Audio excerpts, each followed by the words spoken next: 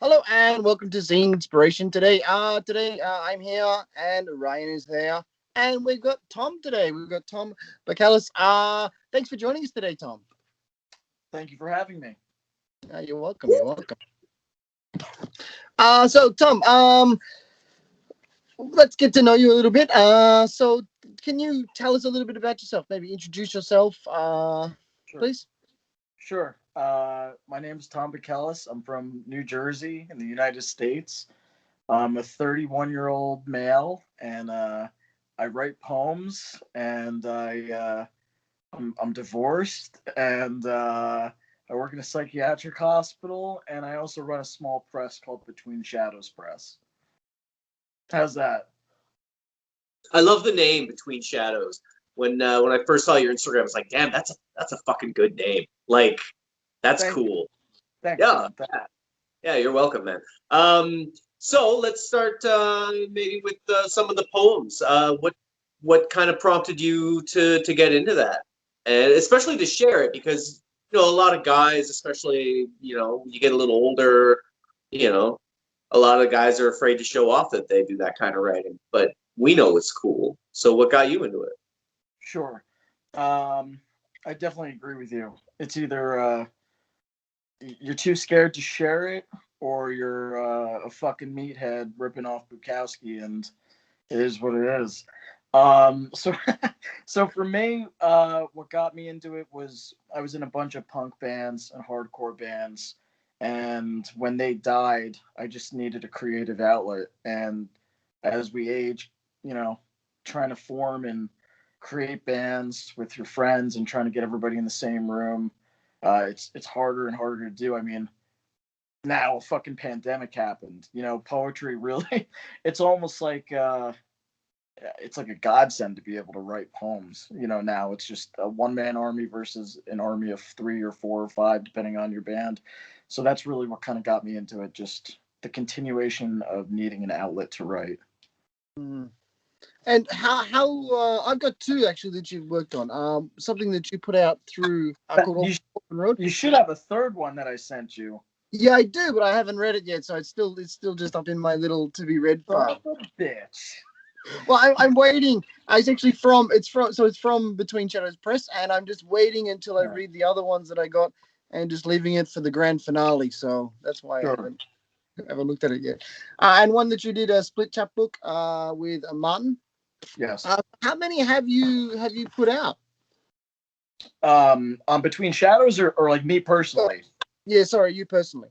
Oh, okay. Well, the Orphan Road, the like full length book is one, and then I think for chapbooks it's 10 or 11, including the split with Martin. I sort of lost track, honestly. Nice. Which, yeah, which is cool. I mean, I don't know, something I've always tried to do is I've tried to work with multiple presses while still working with the same presses. So like Analog Submission Press, Mark Bruseca, constantly. I think he put out 3 or 4 of my chapbooks. Mm-hmm. So I owe a lot to that guy, honestly. And what's the time period we talking here? Oh man, from since 2018, so 3 years. Mm-hmm. That's So prolific. yeah. I mean, it's like it's overwhelming sometimes when I look back, But it was cool. Mm-hmm. So for anyone just discovering you for the first time today, what are some of the themes and ideas that we can see most come up in your work? Um, Probably isolation. Trying to navigate the world, seeing the mundane things, and a lot of times what I'll do is I'll write about my psych patients that I work with, or my interactions with them, or just even people on the street, and that's kind of like what I try to convey in my writing. Just, I don't know, my normalcy is not somebody else's normalcy, and their normalcy is not my normalcy, that type of thing. Yeah, you must see a wide array of people's stories and lives, right? Just in your day-to-day work. There's got to be a lot of inspiration in that, I would assume. Absolutely. Mm. So you went from sort of publishing, getting your own work published. What made you move into publishing other people's through Between Shadow? Sure. It was an idea I'd been kicking around for a long time. Just I was just fed up with certain publishers, certain presses. The third book I sent you, I'll show you. It's this right here. Punk Poets Are Pretentious Assholes. That's my latest chapbook that I put out on Between Shadows Press. It was accepted by 4 separate presses who like folded or just I hate the word, but they just ghosted me. They just said, yeah, we love it and we'll fucking put it out for you, and then they never did. And it drove me absolutely mad. And then I was talking with Ryan King, who let me grab his book. His was the first book I ever put out. It's called Visitor. So you see that? Yeah. Yeah. So his was the first book I ever put out. He just couldn't find somebody to put out his stuff, and it's just beautiful writing. So I think that's sort of what pushed me into starting the press, was being able to help somebody else before helping myself. I made sure I did that. I think I published 6 or 7 chapbooks before I ever turned it onto me. Just wanted to give back, I guess. Is it like you get apprehensive at all about it, like starting a printing press, right? Like, I mean, that's a big jump, just doing your own zines, but to taking on other people's work as well. Like, I'd be shitting my pants. I'd be worried. Yeah, it's definitely it's there's a lot of discovery that goes into it. There's a lot of most of the people I've put out, I've personally known or dealt with in one way or another, whether they've supported me or I've supported them over the years, and the years like since 2018 of me starting to write. And we've either connected through Instagram, I've met them in person, through Facebook. I'm very big on maintaining friendships. So if somebody like Ryan King, for example, he and I have been speaking for years, and to me it was a no fucking brainer. This guy, his writing is beautiful. It's to me, it's perfect, and he's a great guy. So why wouldn't I publish him? The thing that I've been most apprehensive about is publishing people I don't know, which kind of gives off the vibe of being an elitist press, which I'm absolutely not. It's just I don't know who you are as a person. I'm not going to publish you if like I got to do investigative work. Like I got to see what kind of human being you are. Like, if you're a fucking piece of shit, you're a racist, homophobic, sexist, you don't belong on my press. In fact, you don't belong on any press as far as I'm concerned. So I'd hate to put out somebody who puts up a front and is like, oh no, that's not me, and then discover, yeah, like that sucks. I don't know. I don't know if any of that makes sense, but Perfect sense. Especially So news. outside of the awful racists and homophobes, what sort of qualities do you look for in someone that you're going to publish? Sure. Yeah. What do I look for in people I set out to publish? I guess just people who actually believe in their writing, people who actually take the time to, I don't want to say perfect their craft, but just work at it, I'm trying to think, like I'm a big fan of people sending me more poems than I asked for and saying, hey, I can't decide. Can you take a look at the manuscript and help me whittle it down? And I think that partnership is really critical because, I'm the outsider. Whether or not I know you're writing, I'm the outsider, and I could say, like, hey, these 14 poems fucking smoke. But this one poem is like, it's just a filler poem. Save it for something else,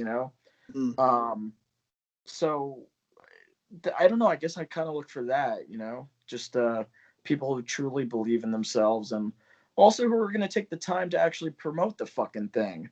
It's one thing. It's one thing if I put it out and post on Instagram or Facebook or whatever, but it's another when you actually take the time to promote your own work. Be proud of it, So yeah, that would. I don't know if that answers your question. Well, that's something that kind of comes up a lot with the zinesters that we talk about. And I think I say it just about every time that somewhere out there in the world is the greatest author or the greatest artist in the world, and nobody knows who they are because they don't know how to promote themselves. Yeah. And we'll never know who they are. So a little bit of learning how to self-promote and market yourself can go a long way, right? You bring up an interesting point. When prior to COVID, when I would do readings, I would hear some of the most amazing writers, and I'd say, "Oh, hey, you should try to submit a manuscript to so and so," and they'd be like, "I don't want to just submit to some guy doing it in his basement." And to me, it's like, whoa, that's where you should start. Like, you're not gonna just fucking have your books published in Barnes and Noble like tomorrow. Like you just said, you may be the greatest writer in the world, but nobody's gonna fucking know it unless you take a chance and start somewhere small. Even doing it yourself, you just got to give it a shot. How do you approach those scenarios to say to someone, oh, you know what, this just really needs some work? Sure. So far I've kind of lucked out in that realm. Man, I should have been more fucking prepared and told you how many people I've actually published. But I would say first time publications for people that I've worked with, I'd say there's probably about 10 authors or 10 poets or writers. And I've been lucky. We've been friends, so they give me a lot of, I don't want to say control, but a lot of opinion. But at the same time, it's not just up to me, it's up to them. I can say, hey, this poem doesn't work 1,000 times, and they say, forget it, it needs to be in there. And I'll say, okay, before it goes to print, this is your final chance. I really think you should consider or reconsider removing this, just taking another look, sit on it. There's no fucking deadline with me. There's no contracts. You have all the time you want. There's no rush. So I lost my train of thought. I guess sometimes it can be difficult. That's right. Yeah. So let's say someone who wants to get published by you. What do they kind of have to do? What do they have to do? Sure. I'm like I say to people, I'm permanently closed for submissions. A lot of times what I'll do is I'll email somebody, like if I see a poem and I'm like, wow, that's great. Like I'll reach out to somebody and say, hey, take that poem and add like 10 to 13 more, make a manuscript and send it back to me. And if I like it, then I'll publish it. And if not, we'll work on it. But that's kind of like what it is right now. Okay. The other problem though that I have is, and I think I was telling you guys before, is May 1st there's going to be 18 new chapbooks. It's like I just inundate myself with so many projects, and almost unnecessarily so, that it's like I can't even take on any more people. So like May is the next drop, then there's another drop in August, which is about 7 other writers. And then I think I'm going to take a little break because I haven't focused on my own shit at all. But really, to answer your question, Craig, I guess for me, it's what I typically ask for is you supply me 10 to 14 poems, an idea for a cover, an acknowledgments page, a biography, and an author picture. And if you can do all that on the first shot, then the chances of being published by me are pretty fucking high. Nice. Like, why poetry, Tom?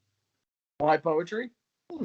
Like you're a big guy. You're singing hardcore bands. Sure. Poetry. A lot of people think of poetry. They think of soft. They think of like what you kind of talked about before. You maybe not telling people things like that. Extra sensitive. Why poetry? Sure. It's funny because that's the type of stuff I like in poetry. I like the raw emotion that can be conveyed in it, or the sensitivity.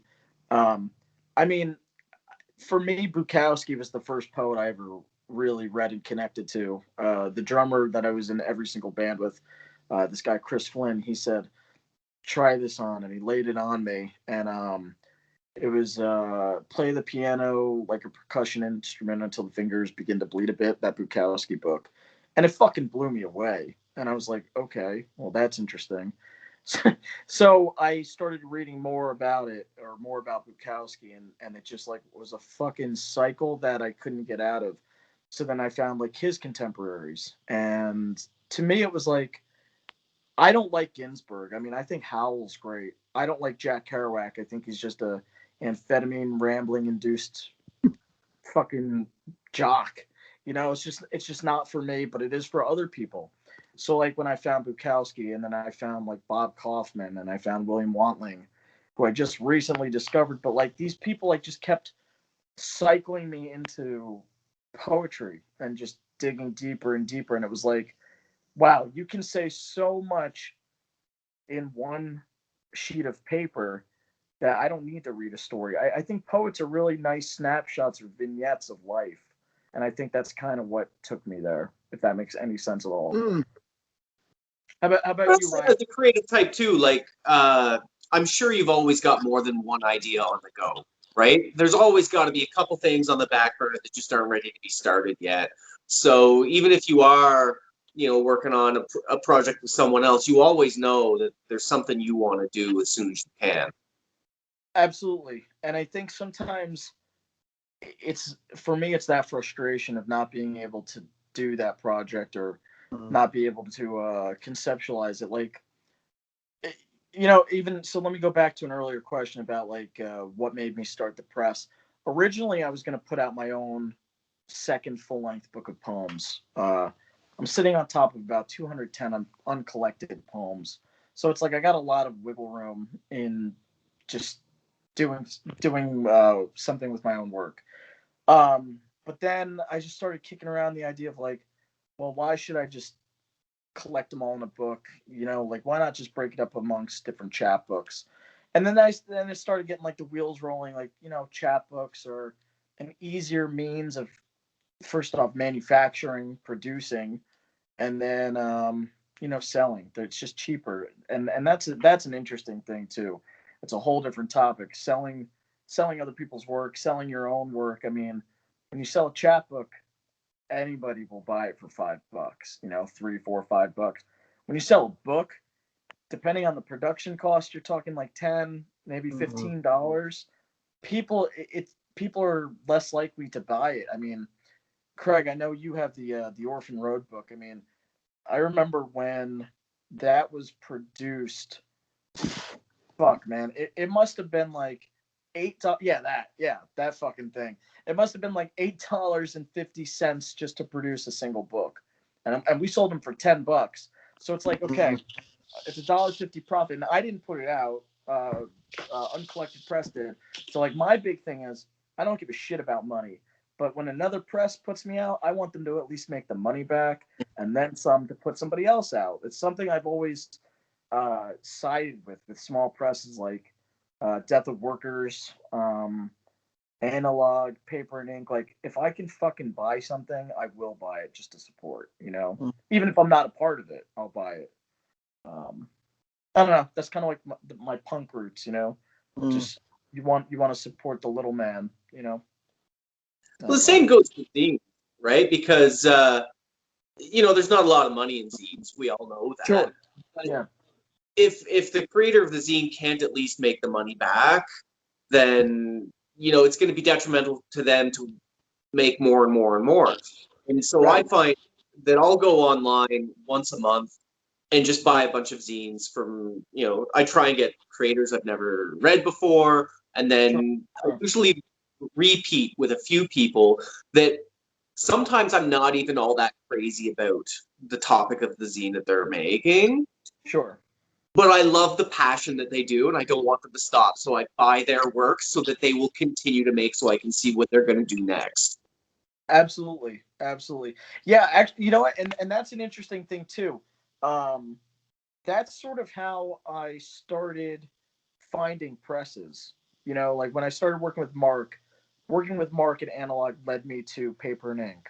Working with Paper and Ink led me to, at the time, Iron Lung Press, which then led me back to Mark.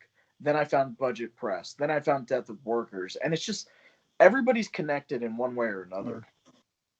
So I really value zines. I think it's an interesting. Now, when you're talking about zines, Ryan, what are you talking about? Are you talking about like poetry, or just like, what are you talking about?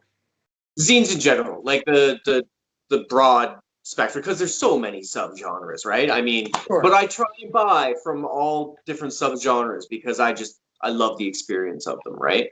So I'll buy a poetry zine, I'll buy a comic zine, I'll buy a per zine, I'll buy an information zine. Sure. Yeah, that right.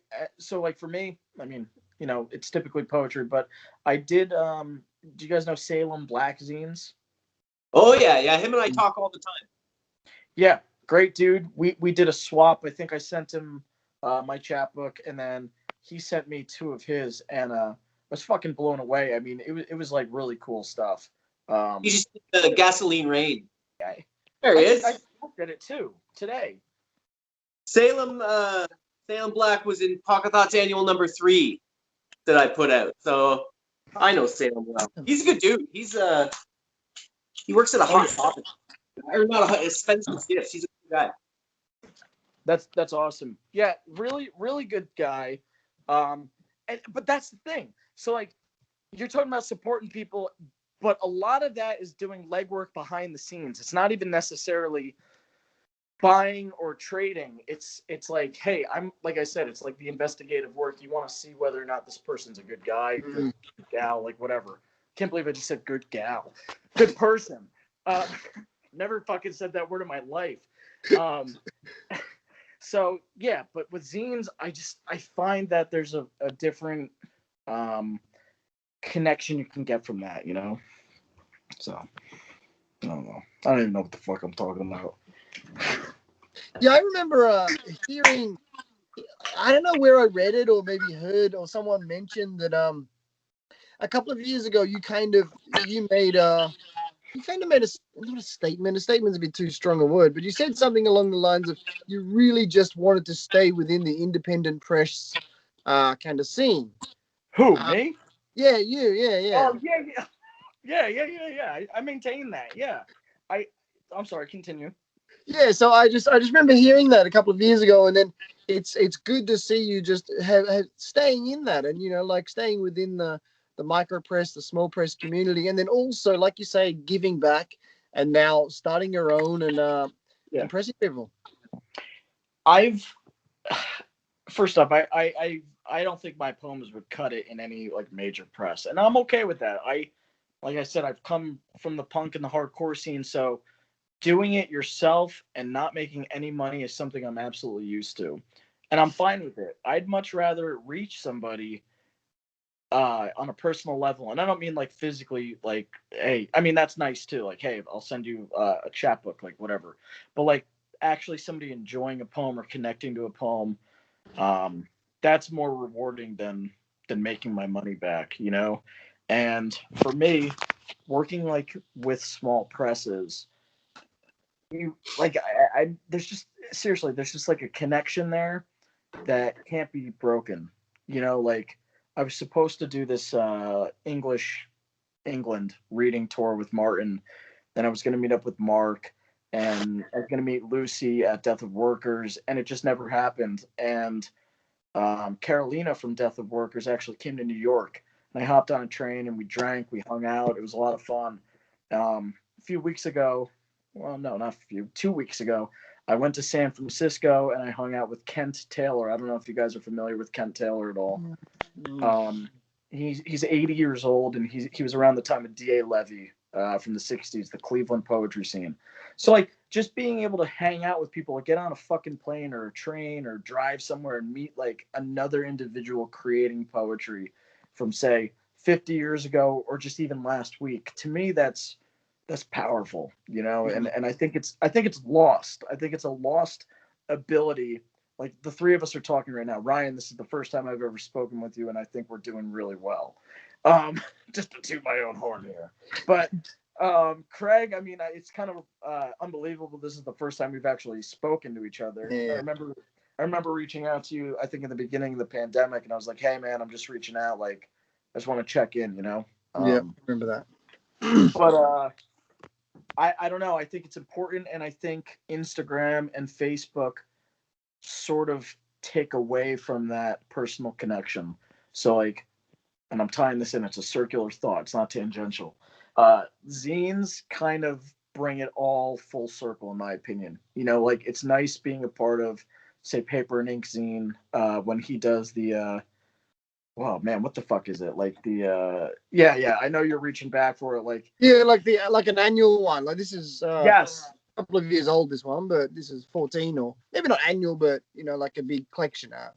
a collection, right? It's nice to like thumb through it and say, wow, like I know that person. Like I don't know. It's neat. It's neat to say the least, I guess. Mm. Yeah, I think like zines do give this special connection because, like we kind of said before, there's not a lot of money in it. You can make a little bit of beer money or pizza money, but Pizza. it's all kind of about the whole. It's a kind of all about the whole experience, the process, the putting work out there, the sharing, the supporting.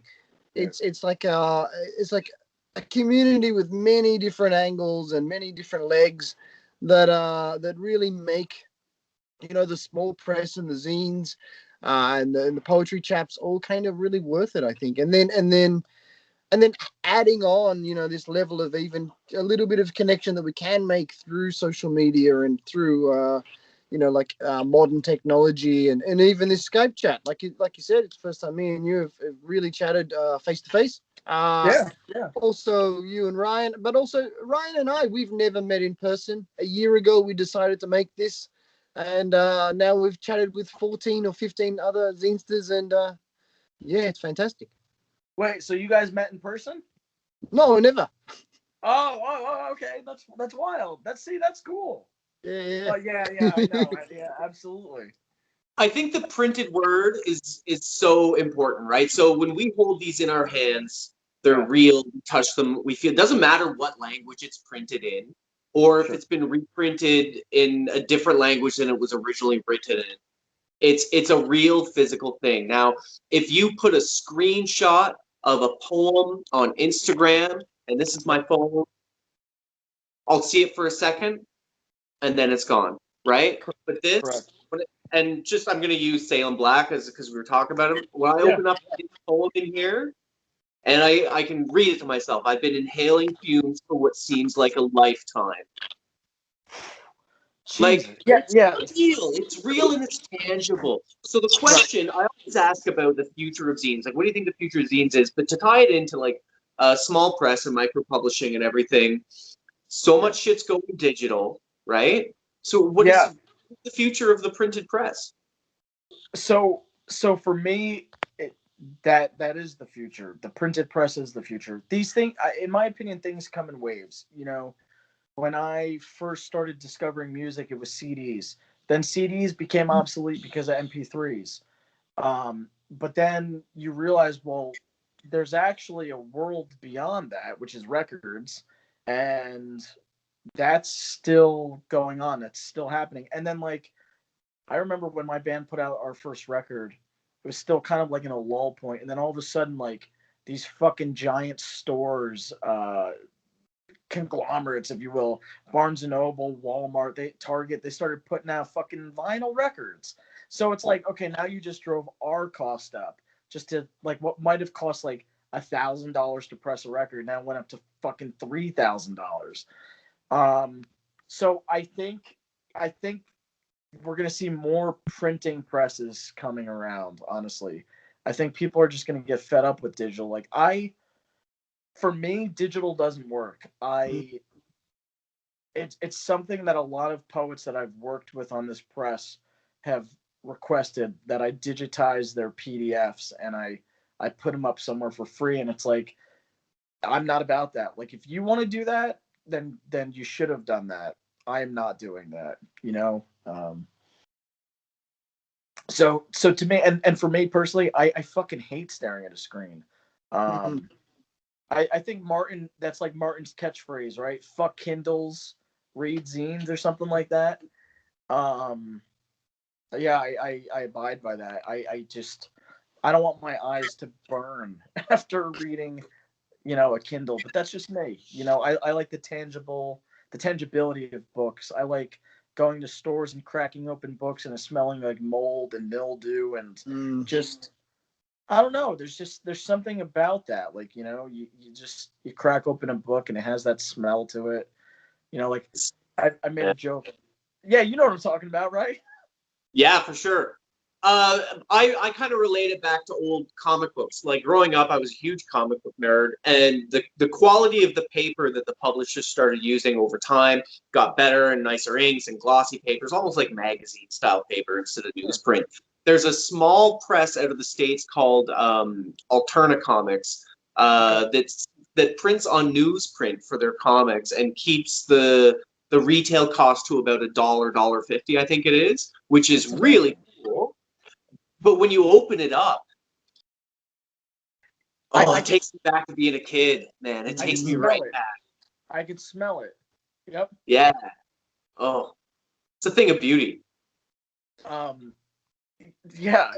I don't know if I'm gonna be able to top that, but the one thing I joke about with my chapbooks is like every they're not perfect. Some are stapled very nicely. If they're terribly stapled, I'll rip them apart and do it again. But I mean, some might have like Play-Doh for my kids, food particles because they help me staple them.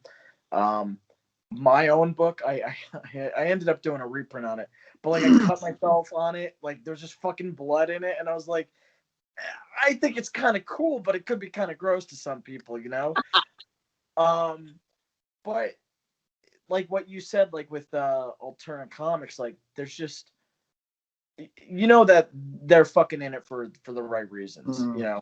like and it's funny because like I was thinking about Salem Black, but I forget what the zine is. Somebody else sent me a zine that and that's an interesting thing. So I got a PO box, and I've had this PO box publicly posted on the internet for like a year or two now. Some of the shit that people send me, and this is the reason why I have a PO box, like straight up pornography zines, straight up pornography, um, death threats. I received one death threat, which was interesting. I don't know who sent it. It might have been a joke. I don't fucking know. But I don't want my kid seeing this shit, which is why I have a PO box. But so anyway, I now that's tangential. But sometimes people send me these zines, and I'm like, with no return address and no identifying information, and it's like a fucking mystery. So like sometimes like I'll dig through Craig's friend list on Instagram, and I'm like, okay, like let's see, like no, it's not that. It could be that guy didn't fucking push that out. So it's just interesting to try and figure out who's doing what. And sometimes there's these secret presses that exist in the world, and they're publishing these really amazing hand sewn, hand bound, not just stapled shit, but just like really cool, unique things. And I think that's fascinating. It blows my mind. I think Very that's the cool. thing about zines. Like, the more people put into them, sometimes, like the more they make it themselves, the more they make it their own, the more like other zinesters and that really admire. But then also, like you said about the comics thing, like even the more someone really tries to like put the cost down by just printing on cheap paper and just stapling and just keeping it as fucking cheap as possible, also the more they admire. There's like so many different like levels and sub levels, and it's kind of like little trapdoors in zines that I think just make it really like really quite an interesting kind of medium. But Yeah. even with books, right? Like, I mean, hardcover book, paperback book, same story, right? Like, are Right. you buying it to read it and enjoy it, or do you want it as a shelf piece? Neither answer is wrong. Right. Right. It's all about, are you going to throw it in a bag and kick it around and let it get beat up and dog ear the page? And some people, you don't dog ear the page, but I dog ear the page sometimes, right? It's a bit of love that you put into it, and it's yours and it's tangible. I love it. Right. But that's also an interesting point because hardcover historically is at least $10 more. You know, Mhm. I mean at least minimum. But that's also another interesting thing too. Like Tangerine Press. I don't know if you guys have ever worked or bought from them. Um, they publish like real obscure, like the Misfits, the Dregs of Society, like poetry. It's it's Yeah, yeah, yeah. it's it's beautiful, but like As the Yeah, like they'll put out like a run of 50 hardbound limited edition books, and then you get like the paperback with it included. So like I admire things like that. Like you're putting in the work, you're hand binding it with glue, sewing it. Like it's got to be a fucking process, Then that's something I really value in Death of Workers. I don't know how to say the word. Is whilst. Maybe just put some more WHILST. So WHILST. Whilst. WHILST. Oh, whilst. Whilst. We got a lot of different. All right, so Death of Workers Press. Whilstest. Whilstest. It's my Canadian accent. I don't know what I'm talking about. Yeah. Yeah, we got 3 different accents on this phone right now. Yeah. That's cool. What'd you say? We usually do. Yeah. That's cool. But so Lucy and Carolina, they hand bind everything. And that's where sometimes I think that might kill a press, honestly. So like, for example, I did a book with them called Even the Spiders Are Despondent. And I think it sells for, I'd say like 20, 23, 25 even American dollars. That's a lot of money. But when you look at the cost of things, the cost of the production, it's like they're really not making any money on that. They're just scraping by. So that's something that I think destroys a lot of presses. Let's continue with that a little bit. What is kind of the future of your press, or what is, looking at a year down the track or something? What are you kind of hoping to do with it? Sure. I mean, I try not to look that far into the future because I'm pretty obstinate about things, so I might just fucking abandon it, But but it brings me a lot of joy. It brings me a lot of joy taking somebody's raw manuscript and putting it to paper, folding it and stapling it and sending them like the cover and then sending them the actual finished book. And some people have like honestly been moved to tears about it. I'm like, okay, it's just stapled paper, but to them it's a lot, and I don't know, probably just continuing with that. I'm considering learning how to actually bind books with glue. Trying to fuck with that a little bit. Maybe do some unique things. I don't know. Just kind of, I don't know, learning more about what I can do and what I can't do. Honestly. Cool. Well, it was nice meeting you, Ryan and Craig. I mean, Jesus Christ, man, this is wild. Skype. It's fucking cool. Who would have thought in today's technology we're using the oldest possible video chatting technology of them all to do this, right? What a bunch of fucking Zinester things to do. Yeah. We're outdated. We're obsolete, but we're fucking maximizing it, man. Like it's taking over. That's it. While you're at it, find me on MySpace. Jesus Christ, I'll do my best. I'm still on AIM. ICQ. That's dating. Yeah, that's dating. Okay, well, let's wrap it up. Okay, thank you very much for coming in today, Thom. It was really, really cool to chat with you, find out about what you're up to, what your press is up to, and what's going on for the future. So thanks very much. Hey, thank you guys, and have a good night. Thank you, Thom. We're going to have all of your social media and website information down below so people can go and click it. If you've enjoyed this video, watching it, click like, click subscribe. I can't even say it. Click like and click subscribe. And put a comment below about the most interesting thing you thought Thom said. And thank you very much. Till next time. Have a good night.